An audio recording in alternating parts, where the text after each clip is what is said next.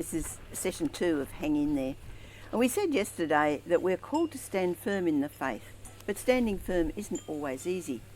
However, if we have made a genuine commitment to Jesus, then he will sustain us. We will fail from time to time. To give examples of this, 2 of Jesus' disciples failed him. They 2 betrayed him. One was Judas and one was Peter. But the outcome was very different for the 2 of them. Jesus knew at the Last Supper that they would betray him. To Judas, he simply said, "What you're about to do quickly."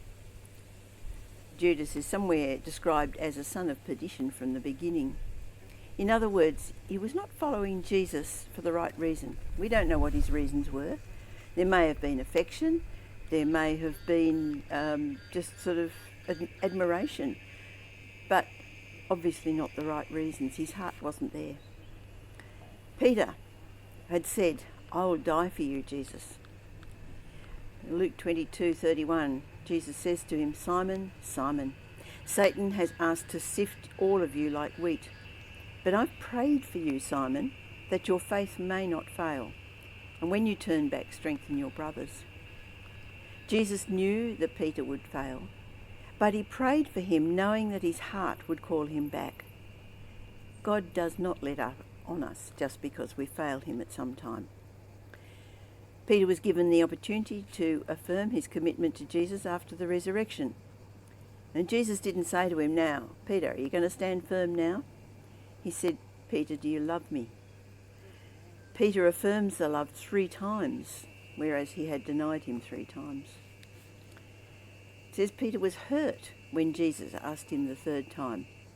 And his answer was, "You know all things and you know that I love you." Jesus knew that his love was real, and he knows that our love is real. But Peter had to come to that understanding that Jesus knew that his love was real. He wasn't going to have doubts about Peter because of his past failure. Judas, on the other hand, didn't have a genuine love for Jesus. He may have had admiration, he may have had affection, but it wasn't love. And because there was no love, all he had was remorse, and the remorse led him to suicide. If our love for Jesus is genuine, we may fail, but we won't leave. Our failures can make us stronger. Peter became a bold leader, even to the point of martyrdom after he came back to Jesus. His acceptance by Jesus after his failure was what strengthened his love for him and strengthened the passion that he had for his ministry. To stand firm doesn't mean to never slip up, but it does mean to return after we have slipped up. God began the work in us by calling us to respond. Philippians 1:6, "Be confident of this, that he who began a good work in you will carry it to completion until the day of Jesus Christ."